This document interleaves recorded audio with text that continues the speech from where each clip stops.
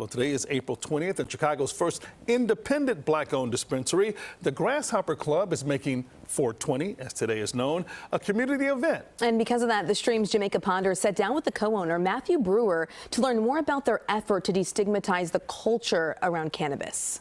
You know, when cannabis was illegal, 80% of arrests were on black and brown people. And since it's been legal, 95+% of the ownership has been white. So what is it like to be the only independently black-owned dispensary in the city? It's especially meaningful to us. My brother has been arrested a couple times for possession of cannabis. And to have him on the side of the business where he has ownership and it's legal means so much more. In fact, when we opened on Valentine's Day, my brother made the first purchase to sort of symbolize that full circle moment. So can you tell me what it's like to have a small, local, independently owned business and to be able to partner with so many other local businesses in the area? Yeah, so we love Logan Square.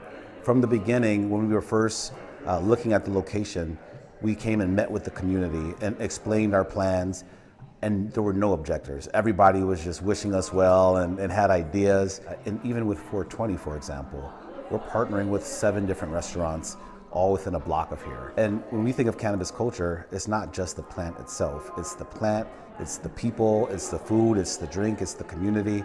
And so we're really trying to, in our platform, as an independent, minority-owned, black-owned dispensary, being very intentional about partnering with businesses and people in that way. Can you tell me a little bit about your plans for expanding and partnering with anybody in the community?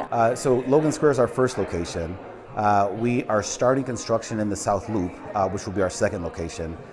It is near Grant Park in an old Potbelly's, conveniently. To date, we're the only black-owned independent dispensary open. And I'm not sure how many more there will be. I hope there are more. And frankly, we're looking to partner with others who might need guidance, resources, expertise. I mean, yeah, the state awarded 200 licenses last year, but you're the only independently owned black dispensary in the city. There must be at least a large handful of people sitting out there who have the ability to grow or have smaller quantities or whatever it might be to expand your business, but they don't have the real estate, or they may not have the capital backing, or the myriad of things that you need to start a small business. Not everybody's got that. So the state in 2015, the state awarded medical licenses, and so the cannabis industry in Illinois began then.